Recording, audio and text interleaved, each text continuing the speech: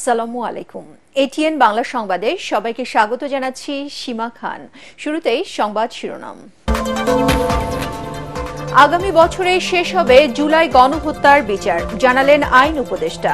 আইনি সব প্রক্রিয়া মেনেই চলছে ট্রাইব্যুনালের কার্যক্রম, দাবি চিফ প্রসিকিউটরের। সংস্কারের নামে দীর্ঘ সময় অনির্বাচিত সরকারের ক্ষমতায় থাকা ঠিক নয়, মন্তব্য মির্জা ফখরুলের। ইসলামী দলগুলোর মধ্যে ঐক্যের ডাক জামায়াত ইসলামীর। অভ্যুত্থান পরবর্তী পুলিশ বাহিনীকে ঢেলে সাজানো হচ্ছে, জানালেন আইজিপি। ভুল নীতির কারণে বিতর্কিত আইন শৃঙ্খলা বাহিনী, মন্তব্য ডিএমপি কমিশনারের। এবং শ্রমিকদের লাগাতার ধর্মঘটে অচল সারা দেশের নৌপথ, পণ্য পরিবহনে দুর্ভোগের শিকার সাধারণ মানুষ। দাবি আদায় না হওয়া পর্যন্ত চলবে আন্দোলন। শুনছিলেন সংবাদ শিরোনাম। এবারে জানাবো বিস্তারিত সংবাদ। আগামী বছর ডিসেম্বরের মধ্যেই জুলাই গণহত্যার বিচার কাজ শেষ করা হবে বলে জানিয়েছেন আইন উপদেষ্টা ডক্টর আসিফ নজরুল। রাজধানী কৃষিবিদ ইনস্টিটিউশনের জাতীয় সংলাপে তিনি একথা বলেন। এ সময় আন্তর্জাতিক অপরাধ ট্রাইব্যুনালের চিফ প্রসিকিউটর তাজুল ইসলাম বলেন, জুলাই গণহত্যার সাথে জড়িত শীর্ষ নেতাদের সবার আগে বিচার করা হবে। প্রতিশোধ নয়, দৃষ্টান্ত স্থাপন করতেই এই বিচার বলে জানান অ্যাটর্নি জেনারেল মোহাম্মদ আসাদুজ্জামান। শারফুল আলমের রিপোর্ট। গণতান্ত্রিক আন্দোলনের দাবিতে সক্রিয় ব্যক্তিদের গুম-খুনের শিকার হতে হয়েছে কয়েক বছর ধরেই। আইনশৃঙ্খলা বাহিনী অন্যায়ভাবে তাদের বাসাবাড়ি অফিস থেকে তুলে নেওয়ার পরও তারা তা স্বীকার করেনি, বরং উল্টো পরিবারের সদস্যদের ভয়ভীতি দেখানো হতো। এরই ধারাবাহিকতায় জুলাই আগস্ট স্বৈরাচার সরকারের পতনের দাবিতে ছাত্র আন্দোলনে নির্বিচারভাবে হত্যা করা হয়েছে নানা বয়সী মানুষকে। জুলাই গণহত্যাকারী শীর্ষ পরিকল্পনাকারীদের অগ্রাধিকার দিয়ে বিচারের আওতায় আনা হচ্ছে বলে জানিয়েছেন আন্তর্জাতিক অপরাধ ট্রাইব্যুনালের চিফ প্রসিকিউটর। গুম এবং মানবতা বিরোধী অপরাধ, গণহত্যা যে অপরাধ বাংলাদেশের মাটিতে হয়েছে, সেই অপরাধের যারা মাস্টার মাইন্ড এবং যারা একদম সর্বোচ্চ জায়গায় বসেছিলেন, বসে থেকে এই অপরাধগুলো সংঘটিত করেছেন, আমাদের প্রায়োরিটি হচ্ছে তাদের বিচার করা। ক্রাইমস এগেইনস্ট হিউম্যানিটিতে সাধারণত টপ কমান্ডারদের বিচার করা হয়। আমরা সে কারণে এই গণহত্যার যিনি প্রধান নিউক্লিয়াস ছিলেন শেখ হাসিনা সহ তার যে নিচের দিকের কয়েকজন ছিলেন তাদের বিচারকে প্রায়োরিটাইজ করছি। প্রধান অভিযুক্তদের মামলা আগামী 1 বছরের মধ্যে আমরা শেষ করতে পারবো বলে আশা করছি। অনুষ্ঠানে রাষ্ট্রের শীর্ষ আইন কর্মকর্তা জানান, আর কেউ যাতে নির্বিচারে মানুষ হত্যা করতে না পারে সেজন্যই জুলাই গণহত্যার উপযুক্ত বিচার হতে হবে।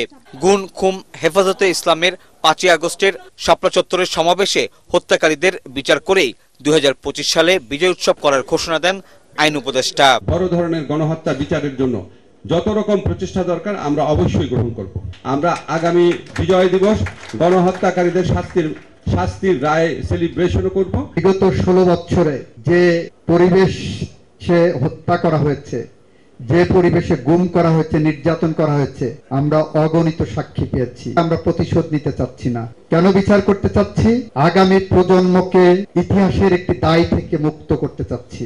আইন উপদেষ্টা আরো জানান, তড়িঘড়ি করে নয়, সবকিছুই যাচাই বাছাই করেই জুলাই গণহত্যাকারীদের বিচার করা হবে। ভবিষ্যতে এ নিয়ে যেন কোনো কথা বলার সুযোগ না থাকে সেদিকেও নজর রাখছে সরকার। Counter terrorism is one of the unit of Bangladesh Chhatra League. Sharful Alam, ATN Bangla, Dhaka. সংস্কারের নামে দীর্ঘ সময় অনির্বাচিত সরকারের ক্ষমতায় থাকা ঠিক হবে না বলে মন্তব্য করেছেন বিএনপি মহাসচিব মির্জা ফখরুল ইসলাম আলমগীর। দ্রুত নির্বাচনের মাধ্যমে ক্ষমতা হস্তান্তরে দাবি জানান তিনি। গণ অভ্যুত্থান ব্যর্থ করতে এখনও ষড়যন্ত্র চলছে উল্লেখ করে সমস্যার সমাধানে রাজনৈতিক দলগুলোর সাথে সরকারের ঐক্যবদ্ধভাবে কাজ করার আহ্বান জানান মির্জা ফখরুল। তৌরিক ইসলামের রিপোর্ট। সমসাময়িক বিভিন্ন বিষয়ে রাজনৈতিক সমমনা দলগুলোর সাথে আলোচনা সভার আয়োজন করে জাতীয় গণতান্ত্রিক পার্টি জাগপা। অনুষ্ঠানে বর্তমান রাজনৈতিক সংকট ও দেশি বিদেশি ষড়যন্ত্র চলছে বলে জানান বক্তারা। আমাদের অবিলম্বে জাতীয় ঐক্যকে সুপ্রতিষ্ঠিত করে। এ সময় প্রধান অতিথির বক্তব্যে বিএনপি মহাসচিব মির্জা ফখরুল ইসলাম আলমগীর বলেন, বিএনপি ক্ষমতার রাজনীতি করে না। যে আমরা সংস্কার চাই, আমরা সংস্কার সবচেয়ে বেশি চাই, একই সঙ্গে আমরা এটাও চাই যে দীর্ঘকাল অনির্বাচিত সরকারের হাতে ক্ষমতা থাকা উচিত নয়। কেন জানি না মানুষের একটা ধারণা তৈরি হচ্ছে, আমার না কিন্তু ধারণা তৈরি হচ্ছে যে এই সরকার ইচ্ছাকৃতভাবে নির্বাচন প্রক্রিয়াকে বিলম্বিত করছে। এটা সঠিক নয়, but at the same time এটা মানুষের মধ্যে এই আশঙ্কা সৃষ্টি হচ্ছে। ষড়যন্ত্রের মোকাবেলা ও সংকট নিরসনে ঐক্যবদ্ধভাবে কাজ করার কথাও জানান মির্জা ফখরুল। আপনাদের মূল দায়িত্ব হচ্ছে সংস্কার করতে চান, সংস্কার করবেন, সেই সঙ্গে একটা নির্বাচন করবেন যে নির্বাচনটা সকলের কাছে গ্রহণযোগ্য হবে। রাজনৈতিক দলগুলো আপনার প্রতিপক্ষ নয়, রাজনৈতিক দলগুলো আপনাদের সহযোগিতা করছে, সহযোগিতা করেই চলেছে। আপনারা এই রাজনৈতিক দলগুলোর সঙ্গে কোনো কথাবার্তা বলছেন না, সহযোগিতা ওইভাবে করছেন না। আমি কথাটা এই জন্য বললাম যে এটাই হচ্ছে কিন্তু সবচেয়ে ভালো পথ, যেখানে আপনার জনগণের সঙ্গে এই সরকারের একটা আরো ঘনিষ্ঠতা সৃষ্টি হবে। এ সময় ভোটার হওয়ার সময়সীমা 17 বছর নির্ধারণ নিয়ে প্রধান উপদেষ্টাকে রাজনৈতিক দলের সাথে আলোচনার কথাও বলেন বিএনপি মহাসচিব। তরিক ইসলাম, এটিএন বাংলা, ঢাকা। ছাত্র জনতার অনেক ত্যাগের পরও সংস্কার করা না গেলে আর কখনোই তা সম্ভব নয় বলে মন্তব্য করেছেন উপদেষ্টা এম সাখাওয়াত হোসেন। রাজধানী কৃষিবিদ ইনস্টিটিউশনে আয়োজিত সংলাপে তিনি বলেন, নির্বাচনকে সামনে রেখে অনেকে চাঁদাবাজি শুরু করেছে। এ সময় বিএনপির স্থায়ী কমিটির সদস্য নজরুল ইসলাম খান ছাত্র জনতার বিপ্লবের চেতনায় দেশ গঠনে সবাইকে এগিয়ে আসার আহ্বান জানান। মনির হোসেন তপুর রিপোর্ট। ঐক্য, সংস্কার ও নির্বাচন বিষয়ে দুদিনের জাতীয় সংলাপের দ্বিতীয় দিন সংস্কারের দায় ও নির্বাচনের পথরেখা নিয়ে আলোচনা করেন বিভিন্ন দলমতের প্রতিনিধিরা। যখনই সংস্কার কমিশনের রিপোর্ট দেওয়া শুরু করবেন, প্রত্যেকেই যার বলবে মানি না, মানবো না, আমরা কি আবার সেই আন্দোলনে চলে যাব? সুতরাং কথা হচ্ছে খুব স্বল্প সময়ের মধ্যে যতটুকু সংস্কার না করলে না হয় ততটুকু করে একটা নির্বাচনমুখী এই সরকার বিভিন্ন পদক্ষেপ গ্রহণ করুক। এ সময় বিএনপির স্থায়ী কমিটির সদস্য নজরুল ইসলাম খান বলেন, কাদা ছোড়াছুড়ি না করে পারস্পরিক সহযোগিতার মাধ্যমে সবাইকে মিলে দেশকে এগিয়ে নিতে হবে। আমরা প্রত্যাশা করছি যাদের উপর দায়িত্ব পড়েছে আমাদের বিভিন্ন বিষয়ে সংকট সমাধানের, তারা আমাদের সেরকম কিছু পরামর্শ দেবেন যাতে আমাদের সমস্যা দূর হয়।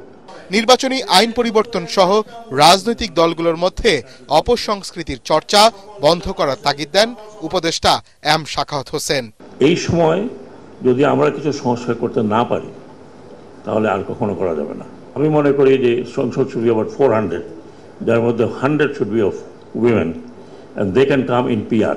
দ্বিকক্ষ যদি হয় তাহলে আমি মনে করি সেই জায়গাতে বিভিন্ন রকমের মানুষ আসবে এবং তারা আমার মনে হয় যে একটা গাইডলাইন তৈরি করতে পারে ডিউরিং ইলেকশন। সেখানে হয়তো তত্ত্বাবধায়ক সরকার আলাদা করে প্রয়োজন হবে না। বাইরে রাস্তায় বলা হচ্ছে আমরা 15 বছর 17 বছর পাওয়ারে ছিলাম না, এখন আমাদের ইলেকশন করতে পয়সা লাগবে, এখন আমাদের পয়সা দরকার। চাঁদাবাজি হচ্ছে, there is no denial of it. সরকারকে প্রয়োজনীয় সংস্কার শেষ করে নির্বাচনমুখী হওয়ার পরামর্শ দেন বক্তারা। বিলম্ব হলে জাতীয় ঐক্যে ফাটল ধরবে বলে শঙ্কা তাদের। সংস্কারের রূপরেখা এইটাকে বাস্তবায়ন করার জন্য আপনি আগামী যে নির্বাচনটা হবে। মনির হোসেন তপু, এটিএন বাংলা, ঢাকা। বাংলাদেশ অশান্ত হলে ভারতও নিরাপদ থাকবে না বলে হুঁশিয়ারি দিয়েছেন বিএনপির স্থায়ী কমিটির সদস্য মির্জা আব্বাস। খেলাফত মজলিসের সমাবেশে তিনি কথা বলেন। এ সময় জামাত ইসলামীর আমির ডাক্তার শফিকুর রহমান ইসলামী দলগুলোর মধ্যে ঐক্যের ডাক দেন। আর খেলাফত মজলিসের মহাসচিব মাওলানা মামুনুল হক বলেছেন, জাতীয় ঐক্যে ফাটল ধরলে বিএনপি জামাতকে জবাব দিতে হবে। বিস্তারিত জানাচ্ছেন ইয়াসিন রানা। বিভেদ নয় ঐক্য, এই স্লোগানে খেলাফত মজলিসের সাধারণ পরিষদের দ্বাদশ অধিবেশন অনুষ্ঠিত হয় রাজধানীর সোহরাওয়ার্দী উদ্যানে। সমাবেশে অংশ নেন বিএনপি, জামাত সহ বিভিন্ন রাজনৈতিক দলের নেতারা।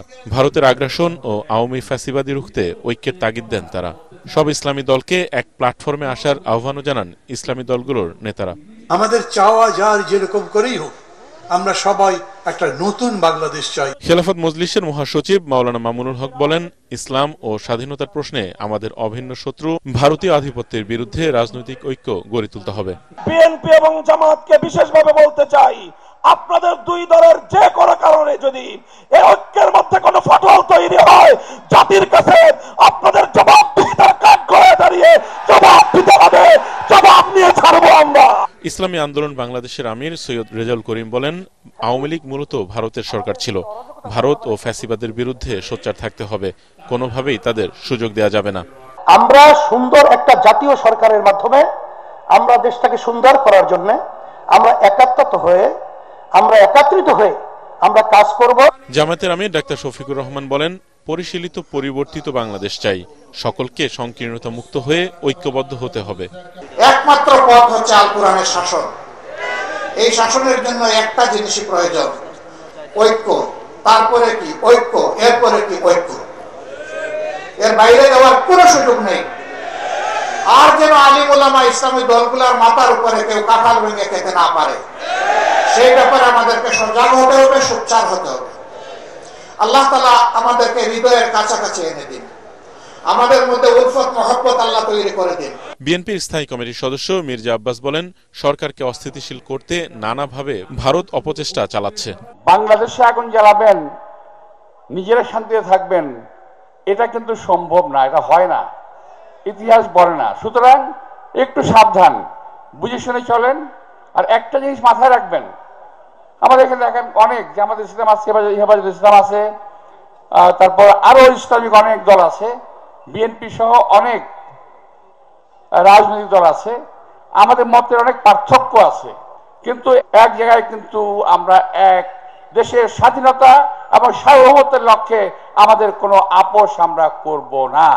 দেশের আলেমদের মধ্যে বিভেদ তৈরি করে কোনো গোষ্ঠী যেন ফায়দা নিতে না পারে, সেজন্য সচেতন থাকার আহ্বান জানান বক্তারা। ইয়াসিন রানা, এটিএন বাংলা, ঢাকা। বৈষম্য বিরোধী ছাত্র আন্দোলনে যারা আহত ও শহীদ হয়েছেন তারা দেশের জাতীয় বীর বলে মন্তব্য করেছেন জামাত ইসলামীর আমির ডাক্তার শফিকুর রহমান। তাই এদেরকে দলের ভিত্তিতে ভাগ না করার আহ্বান জানান তিনি। রাজধানী পল্টনে জুলাই আগস্টের বিপ্লবে পঙ্গুত্ব বরণকারীদের নিয়ে স্মৃতিচারণ অনুষ্ঠানে আমির জামাত বলেন, সবাই ক্ষমতায় যাওয়া ও গদি ধরে রাখতে চায়, কিন্তু জনকল্যাণে কেউ কাজ করতে চায় না। এ সময় জুলাই আগস্টের আহতরা অভিযোগ করেন, মারা গেলেই বলা হয় তাদের বিদেশে নিয়ে চিকিৎসার ব্যবস্থা করা হচ্ছিল, কিন্তু বেঁচে থাকা অবস্থায় কাউকেই এ ধরনের কোনো কার্যক্রম নিতে দেখা যায় না। সবাই গিয়ে নিজের গদিতে কিভাবে আসবে আর থাকবে এই নিয়ে ব্যস্ত থাকে। মানুষের পাটা কিভাবে ধোয়াবে, মানুষের কষ্ট কিভাবে দূর করবে সেই চিন্তা করতে চায় না। ওই চিন্তার মানুষ যতদিন পর্যন্ত বাংলাদেশের দেশের দায়িত্বে না যাবে, এই জাতির ভাগ্যের কোনো পরিবর্তন হবে। যারা যাবে তাদের কপালের পরিবর্তন হবে, কিন্তু জাতির কপালের দুর্ভোগ আসবে। আমরা সেই রকম একটা আগামী চাই, নতুন বাংলাদেশ চাই। এই বাংলাদেশের সাথে আপনারা থাকবেন ইনশাআল্লাহ। দেশে জুলাই হত্যাকাণ্ডের মতো আর কোনো ঘটনা যেন পুনরাবৃত্তি না হয়, পুলিশ বাহিনীকে সেভাবেই গড়ে তোলা হচ্ছে বলে জানিয়েছেন আইজিপি ডাক্তার বাহারুল আলম। এজন্য ছাত্র জনতার সবার সহযোগিতা চান তিনি। এ সময় ঢাকা মহানগর পুলিশ কমিশনার শেখ সাজ্জাদ আলী বলেন, বিগত 15 বছর নেতৃত্ব দেয়া কর্মকর্তাদের ভুল নীতির কারণে বিতর্কিত হয়েছে পুলিশ। আরও জানাচ্ছেন ইমদাদুল্লাহ বাবু। জুলাই আগস্ট ছাত্র জনতার বিক্ষোভ দমাতে কঠোর অবস্থান নেয় পুলিশ বাহিনী। আন্দোলন ভণ্ডুল করতে ছাত্র জনতার উপর গুলিও ছোড়ে তারা। এতে হাজারো মানুষের মৃত্যু হয়। ছাত্র জনতা এর প্রতি উত্তর দিলে নিহত হন বহু পুলিশ সদস্য।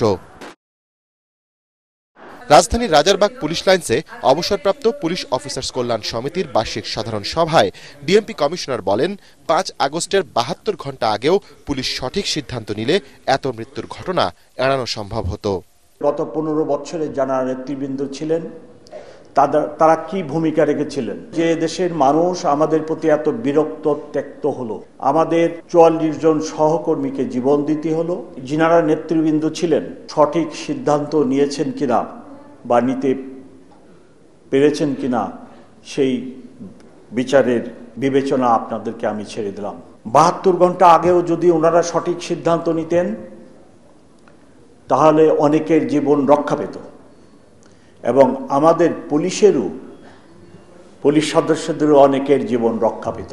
এ সময় পুলিশ মহাপরিদর্শক বলেন, আওয়ামী লীগ সরকারের আমলে জনগণের আশা আকাঙ্ক্ষা পূরণ করতে ব্যর্থ ছিল পুলিশ। এই অপবাদ ঘোচাতে সবাইকে সাথে নিয়ে পুলিশ কাজ করছে বলেও জানিয়েছেন তিনি।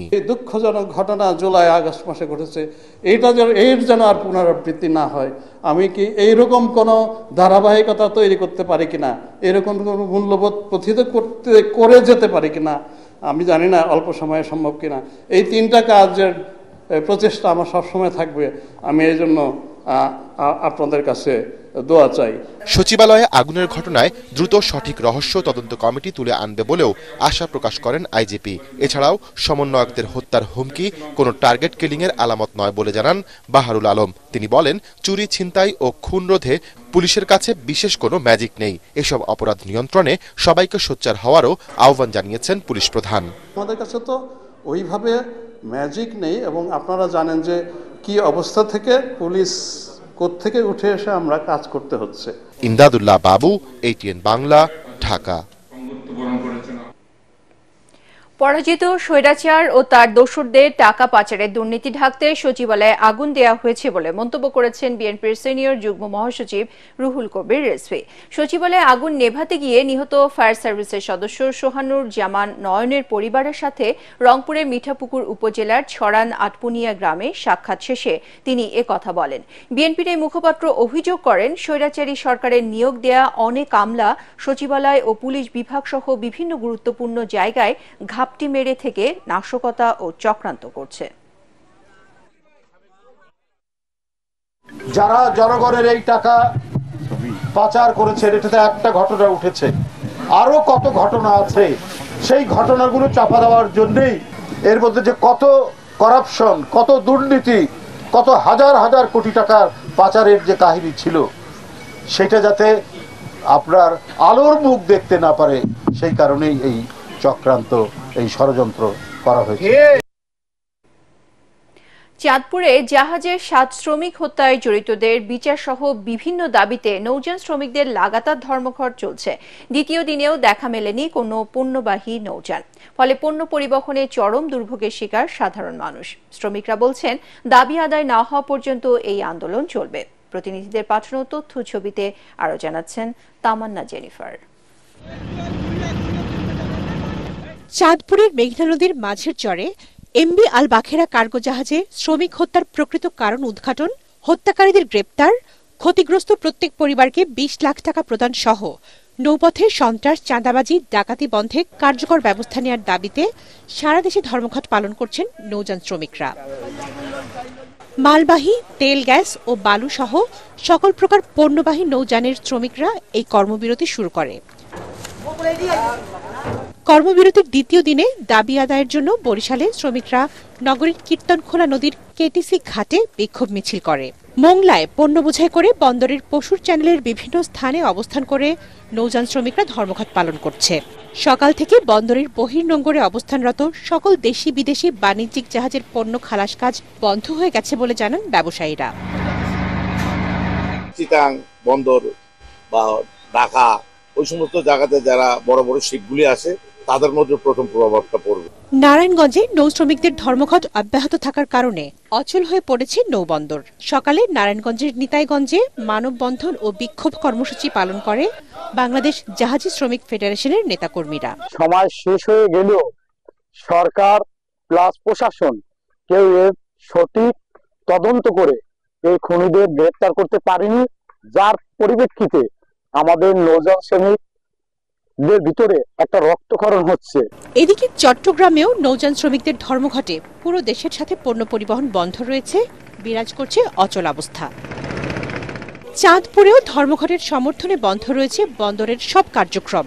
তবে ধর্মঘটের আগে যেসব পণ্য ঘাটে এসে পৌঁছেছে তা ওঠানামা করছে বলে জানালেন শ্রমিকরা। ডিসেম্বর ক্লোজিং, সবারই বেচা বিক্রি আছে, যে কারণে সবাই সবার মালগুলি আইনা কাস্টমারকে দেওয়ার জন্য এখনো এই ধর্মঘটের প্রভাবটা চাঁদপুরে এখনো আসেনি। তবে সারা দেশেই যাত্রী চলাচল স্বাভাবিক রয়েছে বলে জানিয়েছেন আমাদের প্রতিনিধিরা। তামান্না জেনিফার, ATN বাংলা। দীর্ঘ ১৩ বছর পর দেশে ফিরেছেন বিএনপির ভাইস চেয়ারম্যান ও কুমিল্লা ৩ আসনের ৫ বারের সাবেক সংসদ সদস্য কাজী শাহ মোফাজ্জল হোসাইন কায়কোবাদ। বিগত সরকারের মিথ্যা ও ষড়যন্ত্রমূলক মামলা থেকে খালাস পাওয়ায় বেলা 11:30টায় দেশের মাটিতে পা রাখেন তিনি। এ সময় দলমত নির্বিশেষে তাকে স্বাগত জানাতে কুমিল্লার মুরাদনগর উপজেলা বিএনপি, বৈষম্য বিরোধী আন্দোলনের ছাত্র জনতা, আলেম ওলামা, মাওলানা, শিক্ষক, পেশাজীবী, সচেতন নাগরিক সহ সব ধর্ম শ্রেণী পেশার লক্ষাধিক মানুষের ঢল নামে। কায়কোবাদ বিমানবন্দরে অবতরণের পর নেতাকর্মীদের সঙ্গে নিয়ে বিএনপির প্রতিষ্ঠাতা শহীদ জিয়াউর রহমানের মাজারে শ্রদ্ধা নিবেদন করেন।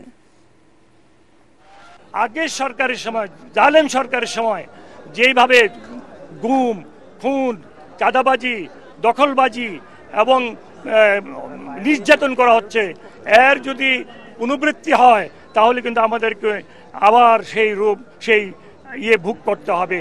আমাদেরকে এইগুলি থেকে জনগণকে মুক্ত রাখতে হবে, চাঁদাবাজি থেকে, গুম থেকে, দখলবাজি থেকে এবং অন্যায় অত্যাচার অবিচার থেকে।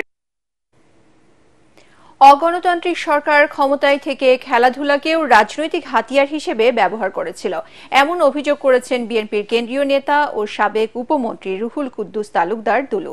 বিকেলে নাটোরের নলডাঙ্গা উপজেলার শমসখলসি স্কুল মাঠে ডাক্তার নাসির উদ্দিন তালুকদার স্মৃতি ফুটবল টুর্নামেন্টের ফাইনাল খেলায় পুরস্কার বিতরণী অনুষ্ঠানে তিনি এসব কথা বলেন। এ সময় দুলু বলেন, খেলাধুলাকে রাজনীতিমুক্ত করে জনবান্ধব করে তুলতে হবে। অগণতান্ত্রিক সরকার ক্ষমতা থাকার কারণে এই খেলাধুলা কিন্তু আজকে ধ্বংস হয়। কারণ খেলাধুলাকে রাজনীতির হাতিয়ার হিসাবে ব্যবহার করা হয়েছিল। আমরা মনে করি এই খেলাকে রাজনীতি মুক্ত করে এবং সর্বজনীনভাবে জনগণের খেলা, এদেশের মানুষের খেলায় এদেশের মানুষের হৃদয়ের কাছে আমরা পৌঁছে দেবো, এটাই হচ্ছে আমার আজকের এই অনুষ্ঠানের আহ্বান। গণমাধ্যম কর্মীদের জন্য নিরাপত্তা আইন প্রণয়ন, কর্মক্ষেত্রের স্বাধীনতা সহ ২১ দফা দাবি জানিয়েছে জাতীয় সাংবাদিক সংস্থা। জাতীয় প্রেস ক্লাবে আয়োজিত মহাসমাবেশে এসব দাবি তুলে ধরেন বাংলাদেশ ফেডারেল সাংবাদিক ইউনিয়ন বিএফইউজের একাংশের ভারপ্রাপ্ত সভাপতি মোহাম্মদ ওবায়দুর রহমান শাহীন। দাবি না মানলে ভবিষ্যতে কঠোর আন্দোলনের হুঁশিয়ারিও দেন তিনি। সমাবেশে বিএফইউজের মহাসচিব কাদের গনি চৌধুরী সাংবাদিকদের পেশাগত উন্নয়ন এবং অধিকার রক্ষায় ঐক্যবদ্ধ থাকার আহ্বান জানান। সাংবাদিকদের যেন কোনো ব্যক্তি বা গোষ্ঠী সাথে বিপরীত না হয়। সাংবাদিক হবে দেশের জন্য, জনগণের জন্য। সাংবাদিকের দায়বদ্ধতা একমাত্র দেশের জনগণের কাছে, আর কারো কাছে সাংবাদিকদের দায়বদ্ধতা নেই। এবারে আল-আরাফ ইসলামী ব্যাংক অর্থ সংবাদ।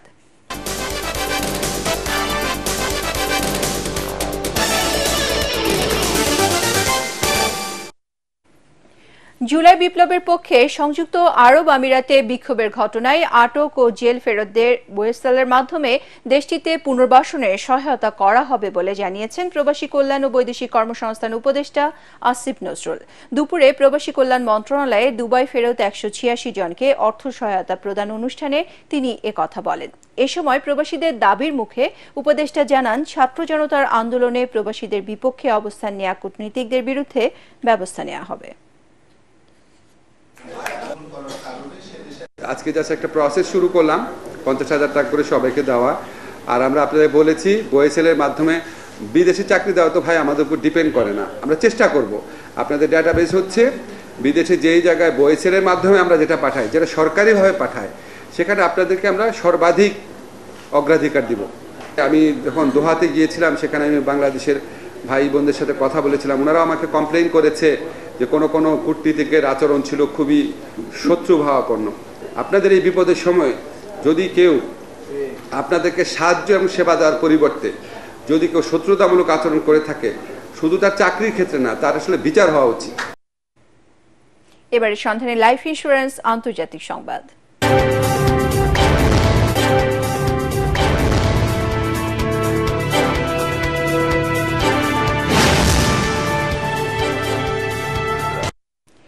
সূর্যের সবচেয়ে কাছে গিয়ে ইতিহাস গড়ল নাসার মহাকাশযান। শুক্রবার সূর্য থেকে ৬১ লাখ কিলোমিটার দূরত্বে পৌঁছায় মহাকাশযান পার্কার সোলার প্রোব।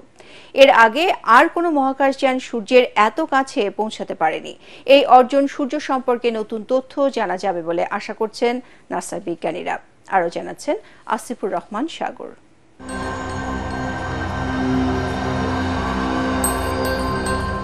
পৃথিবীর ইতিহাসে এর আগে এমনটার ঘটেনি। সূর্যের সবচেয়ে কাছাকাছি নভোযান পাঠিয়ে ইতিহাস সৃষ্টি করল যুক্তরাষ্ট্রের মহাকাশ গবেষণা কেন্দ্র national Aeronautics and space administration NASA. বিজ্ঞানীদের ধারণাকে ভুল প্রমাণ করে নির্ধারিত সময়ের 24 ঘন্টা আগেই নির্দিষ্ট স্থানে পৌঁছে গিয়ে সিগন্যাল পাঠাতে শুরু করে মহাকাশযানটি। মহাকাশ বিজ্ঞানের ইতিহাসে একে বিরাট সাফল্য হিসেবেই দেখা হচ্ছে। পার্কার সোলার প্রোব নামের মহাকাশযানটি ঘণ্টায় প্রায় 6,92,000 কিলোমিটার গতিতে গত 24 ডিসেম্বর সূর্যের দিকে তার যাত্রা শুরু করে। অবশেষে তা বাংলাদেশ সময় শুক্রবার বেলা 11টার দিকে সূর্য পৃষ্ঠের কাছাকাছি পৌঁছায়। নাসার বিজ্ঞানীরা জানিয়েছেন, পৃথিবী থেকে রওনা দেওয়ার পর এ পর্যন্ত সূর্যকে 21 বার প্রদক্ষিণ করেছে পার্কার। উৎক্ষেপণের পর থেকে গতি এতটাই তীব্র ছিল যে যুক্তরাষ্ট্রের নিউ ইয়র্কের বিমানবন্দর থেকে যদি কোনো উড়োজাহাজ এই গতিতে চলতে শুরু করে, তাহলে লন্ডনের হিথ্রো বিমানবন্দরে সেটি পৌঁছাতে সময় লাগবে মাত্র 30 সেকেন্ড। যাত্রাপথে সর্বোচ্চ 980 ডিগ্রি সেলসিয়াস পর্যন্ত তাপমাত্রা সহ্য করতে হয়েছে মহাকাশযানটিকে। সৌরমণ্ডলের প্রাণকেন্দ্র সূর্য আসলে হাইড্রোজেন ও হিলিয়াম গ্যাসে তৈরি একটি বিশাল গোলক। এই নক্ষত্রের উপরিভাগের তাপমাত্রা 10,000 ডিগ্রি সেলসিয়াস আর কেন্দ্রের তাপমাত্রা 1,50,00,000 ডিগ্রি সেলসিয়াস। সূর্যের এতটা কাছাকাছি যাওয়ার ফলে এই নক্ষত্র সম্পর্কে নতুন তথ্য জানা যাবে বলে আশা করা হচ্ছে। এসব তথ্য সূর্যের চারপাশের অতি উত্তপ্ত অঞ্চলকে বুঝতে এবং সৌরবায়ুর উৎস শনাক্ত করতে সহায়তা করবে বলে মনে করছেন নাসার বিজ্ঞানীরা। আসিফুর রহমান সাগর, এটিএন বাংলা। দর্শক, এইমাত্র পাওয়া খবরে জানা গেছে নৌযান শ্রমিকদের ডাকা ধর্মঘট স্থগিত করা হয়েছে। রাতে বিষয়টি নিশ্চিত করেন বাংলাদেশ জাহাজি শ্রমিক ফেডারেশন ও নৌযান শ্রমিক কর্মচারী ইউনিয়নের সাধারণ সম্পাদক সবুজ শিকদার।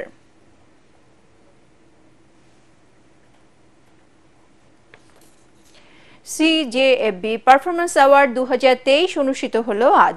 রাজধানীর শেরাটন হোটেলে আয়োজিত অনুষ্ঠানে প্রধান অতিথি ছিলেন সংস্কৃতি বিষয়ক উপদেষ্টা মুস্তফা সরওয়ার ফারুকী।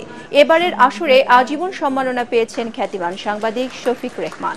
অনুষ্ঠানটি যৌথভাবে আয়োজন করেছে cultural journalist forum of Bangladesh এবং 21 টেলিভিশন। এছাড়া সঙ্গীত, চলচ্চিত্র ও সাংবাদিকতায় বিশেষ অবদানের স্বীকৃতি হিসেবে সম্মাননা দেওয়া হয় জনপ্রিয় সঙ্গীত শিল্পী বেবি নাসনিন, অভিনেত্রী জয়া আহসান, যমুনা টিভির সিইও ও সাংবাদিক ফাহিম আহমেদকে। সঙ্গীত, চলচ্চিত্র ও টেলিভিশন মিডিয়ার বর্ষসেরা তারকাদের হাতেও তুলে দেওয়া হয় ইটিভি সিজেএফবি পারফরমেন্স অ্যাওয়ার্ড 2023।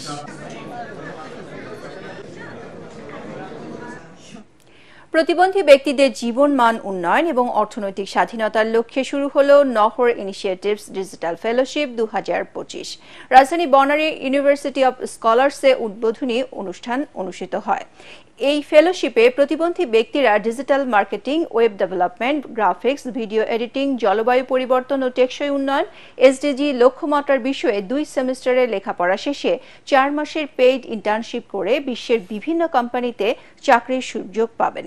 অনুষ্ঠানে ঢাকায় নিযুক্ত পাকিস্তানের হাইকমিশনার সৈয়দ আহমেদ মারুফ, ব্রুনাইয়ের ভারপ্রাপ্ত হাইকমিশনার রোজেমি আবদুল্লাহ, আকিস ফাউন্ডেশন স্কুল অ্যান্ড কলেজের director professor Jamilunnesa, university of স্কলার্সের ভাইস চেয়ারম্যান আরিফুল হক সোহান, অভিনেতা তৌসিফ মাহবুব সহ আরও অনেকে উপস্থিত ছিলেন।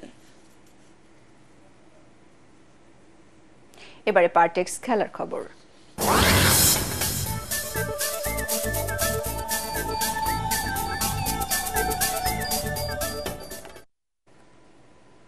তামিম ইকবালের অনুরোধে ফরচুন বরিশালের হয়ে বিপিএলে খেলতে এসেছেন বলে জানালেন পাকিস্তানের স্পিড স্টার শাহিন শাহ আফ্রিদি। মিরপুরে অনুশীলন শেষে এই পেসার বলেন, তার থেকেও দেশি ক্রিকেটাররাই দলের বড় তারকা। অন্যদিকে সিলেট স্ট্রাইকার্সের কোচ মাহমুদ ইমন জানান, এখনও খেলার জন্য ফিট নন তাদের cricketer Mashrafe Bin Mortaza. Report SM আশরাফের। দরজায় করা নাড়ছে বাংলাদেশ প্রিমিয়ার লিগ বিপিএল এর 11তম আসর। দলগুলো ব্যস্ত শেষ মুহূর্তের প্রস্তুতিতে। দেশি খেলোয়াড় তো বটেই, প্রথম ম্যাচে খেলবেন এমন অধিকাংশ বিদেশি ক্রিকেটার যোগ দিয়েছেন ফ্র্যাঞ্চাইজি দলগুলোতে। তাদেরই একজন পাকিস্তানের শাহিন শাহ আফ্রিদি জানালেন দলে যোগ দেওয়ার কারণ। T20 cricket wicket is too good for batting. বাংলাদেশের হয়ে এই প্রতিযোগিতায় খেলতে পেরে আমি রোমাঞ্চিত। তামিম ভাই যখন আমাকে বরিশালের হয়ে খেলতে বলল তখন খুব এক্সাইটেড ছিলাম। বাংলাদেশের মানুষ ক্রিকেট ভালোবাসে, তাদের তারকাদের ভালোবাসে। আশা করি বরিশাল ভালোই খেলবে। First time, so I hope let's see how the cricket's going around, so yeah, then I can compare. অন্যদিকে মাঠে নেমেছে সিলেট স্ট্রাইকার্সও, তবে সেখানে নেই মাশরাফি বিন মুর্তজা। আর তাই সংবাদ সম্মেলনে এসে তার কারণ জানাতে হলো কোচ মাহমুদ ইমনকে। ও যদি মানে খেলার মত পর্যায়ে থাকে বা সিচুয়েশন যদি ভালো থাকে তাহলে তো অবশ্যই খেলবে। ও সুযোগ থাকবে যখন যারা আমাদের যারা এক্সপিরিয়েন্স প্লেয়ার আছে বা প্রথম লাইনে সারির যারা আছে তাদের রিপ্লেস হিসাবে ও আমার অবশ্যই ওদেরকে সুযোগ দিবে। এটা হচ্ছে আমাদের ম্যাচ বাই ম্যাচ আমাদের প্ল্যানিং থাকবে এবং পার্টিকুলার ডে হচ্ছে ইম্পর্টেন্ট। ওই ডেতেই কে কখন 6টা পার্সেন্ট ক্রিকেট কে কখন ভালো খেলবে এটা বলা যাবে না। তো আমাদের আশা হচ্ছে আমরা তো একদম সর্বোচ্চ ফাইনাল পর্যন্ত যাওয়ার। বরিশাল ও রাজশাহীর ম্যাচ দিয়ে 30 ডিসেম্বর মিরপুরে শুরু হচ্ছে এবারের বিপিএল এর আসর। S M Ashraf, ATN Bangla, Dhaka. 12টি পদক নিয়ে 21তম জাতীয় তাইকোয়ান্দো প্রতিযোগিতায় পুরুষ বিভাগে শ্রেষ্ঠত্ব অর্জন করেছে বাংলাদেশ সেনাবাহিনী। 3 দিনব্যাপী এই খেলায় 11টি পদক নিয়ে রৌপ্য পদক জিতেছে বিজিবি। এছাড়া মহিলা বিভাগে 17টি পদক নিয়ে আনসার ও ভিটিবি স্বর্ণ জিতেছে। দ্বিতীয় হয়েছে সেনাবাহিনী। প্রতিযোগিতা শেষে বিজয়ীদের হাতে পুরস্কার তুলে দেন যুবা ও ক্রীড়া মন্ত্রণালয়ের সচিব রেজাউল মাকসুদ আহিলি। এ সময় উপস্থিত ছিলেন জাতীয় ক্রীড়া পরিষদের সচিব আমিনুল ইসলাম, ফেডারেশনের সাধারণ সম্পাদক মাহমুদুল ইসলাম রানা সহ অন্যান্যরা।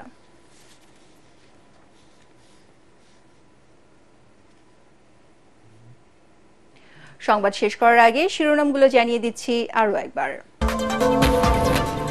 আগামী বছরে শেষ হবে জুলাই গণহত্যার বিচার, জানালেন আইন উপদেষ্টা। আইনি সব প্রক্রিয়া মেনেই চলছে ট্রাইব্যুনালের কার্যক্রম, দাবি চিফ প্রসিকিউটরের।